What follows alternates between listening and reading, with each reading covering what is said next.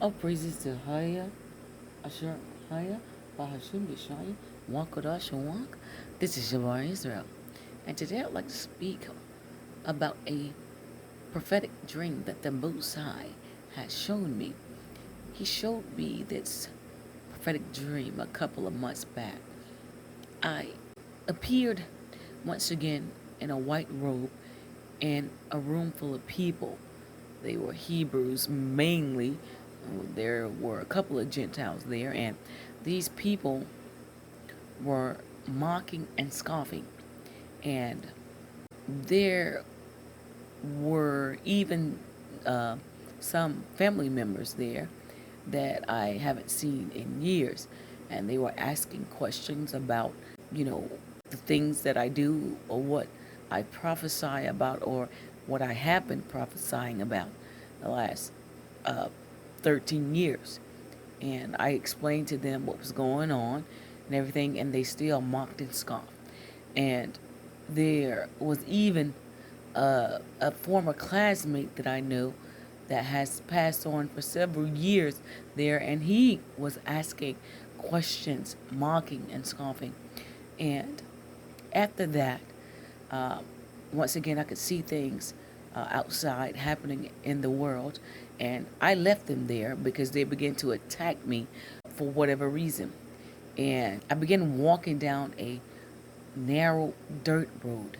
And as I was walking down the narrow dirt road, once again, I could see scenes of events happening on the earth. And I came to one particular scene, and I stopped. And it was beautiful grass, green grass there, and there were beautiful ears of corn there. And in the midst of that was a man. He had on all white, and he was kneeling down, praying. And there was a white house there as well. And I began to listen to the man and his prayers. He was praying for Jerusalem and Zion. And so he began to get up, and then he began to hum. He began to hum, and he was walking, and he was humming about going back to Zion. And when he did that, I was a good maybe 20 feet away from him. I began to run behind him, and I said, "Hey, wait up. I'm following you back to Zion." Then it ended. I received wisdom, instruction, and understanding concerning this prophetic dream. It brought me to the book of Matthew, a 13th chapter, concerning the parable of the sower. Matthew 13, starting at the first verse. The same day Yeshua went out of the house and sat by the seaside, and great multitudes were gathered together unto him, so that he went into a ship and sat, and the whole multitude stood on the shore. And he spake many things unto them in parables, saying, Behold, a sower went forth to sow. And when he sowed, some seeds fell by the wayside, and the fowls came and devoured them up. Some fell on stony places, where they had not much earth, and forthwith they sprung up, because the earth had no deepness of earth. And when the sun was up, they were scorched, and because they had no root, they withered away. And some fell among thorns, and the thorns sprung up and choked them. But other fell into good ground, and brought forth fruit, some an hundredfold, some 60-fold, some 30-fold. Who hath ears to hear, let him hear. And the disciples came and said unto him, Why speakest thou unto them in parables? And he answered and said unto them, Because it is given unto you to know the mysteries of the kingdom of heaven, but to them it is not given. Whosoever hath, to him shall be given, and he shall have more abundance. But whosoever hath not, for him shall be taken away, even that he hath. Therefore speak I to them in parables, because they see not, And they hear not, neither do they understand. And in them is fulfilled the prophecy of Isaiah, which saith, By hearing ye shall hear and shall not understand, and seeing ye shall see and shall not perceive. For this people heart is waxed gross, and their ears are dull of hearing, and their eyes they have closed, lest at any time they should see with their eyes, and hear with their ears, and should understand with their heart, and should be converted, and I should heal them. But blessed are your eyes, for they see, and your ears, for they hear. For verily I say unto you, that many prophets and righteous men have desired to see those things which ye see, and have not seen them, and to hear those things which ye hear, and have not heard. Hear ye therefore the parable of the sower. When any one heareth the word of the kingdom, and understandeth not, then cometh the wicked one, and catcheth away that which was sown in his heart. This is he which receives seed by the wayside. But he that receiveth the seed into stony places, the same is he that heareth the word, and anon with joy received it. Yet hath he not root in himself, but dureth for a while. For when tribulation of persecution arises because of the word, by and by he is offended.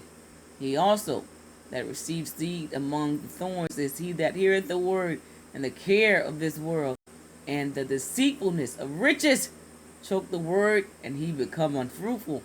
But he that receives seed into the good ground is he that heareth the word, and understandeth it, which also beareth fruit, and bringeth forth some an hundredfold, some 60, and some 30. Another parable he put forth unto them, saying, The kingdom of heaven is likened unto a man which sowed good seed in his field. But while men slept, his enemy came and sowed tares among the wheat, and went his way. But when the blade was sprung up, and brought forth fruit, then appeared the tares also. So the servants of the householder came and said unto him, Sir, didst thou not sow good seed in thy field? For whence then hath it tares?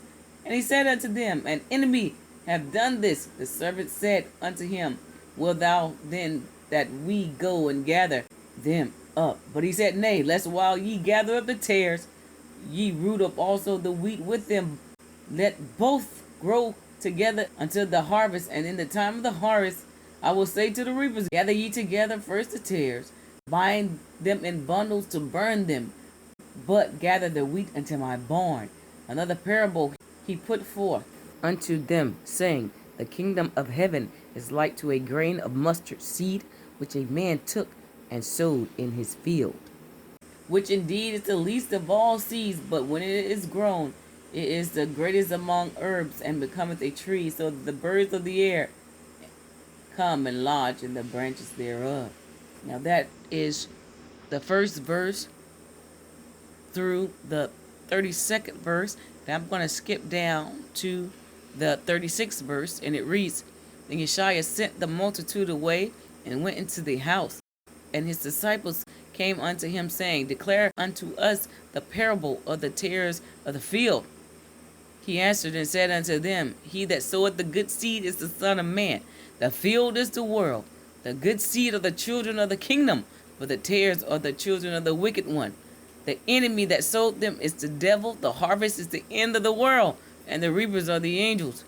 As therefore the tares are gathered and burned in the fire, so shall it be at the end of the world. And I'm going to stop right there at the 40th verse.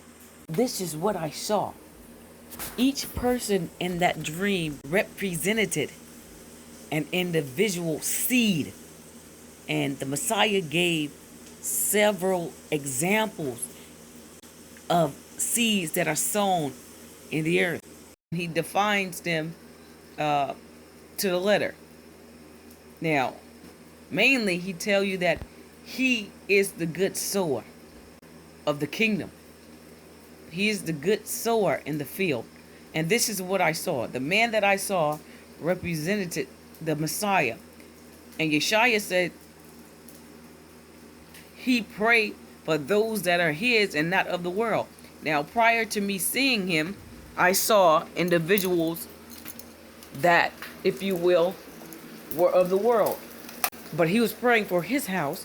That is why the man that was there was praying in front of a fine white house. He was praying for his flock. And after he prayed for his flock, he got up and he stood in the midst of that corn. And that's why he stated, "He that hath ears, let them hear." Pun intended. You hear the term ears of corn. Hear what the Spirit is saying. The time is at hand. And that's why the corn was there, the ears of corn. So he prayed for those not in the world, but those who have eyes to see and ears to hear. His flock. He got up and he continued on the straight and narrow path to Zion. This is the conclusion. Now, one must ask themselves, what seed am I? For the time is at hand. Those who have an ear, let them hear what the Spirit is saying. Chicago will be the first of all. Jamestown, Virginia, the last standing. For as lightning cometh out of the east into the west, so shall the coming of the Son of Man be. And as always, watch ye therefore and pray always, that ye may be accounted worthy to escape all these things that shall come to pass, and to stand before the Son of Man. And for those who refuse to take part in the tree of life, and to drink from the fountains of living water, let them be unjust still. And the bride say, come, and the Spirit say, come, and the wife say, come, Yeshua come, thy kingdom come. Amen.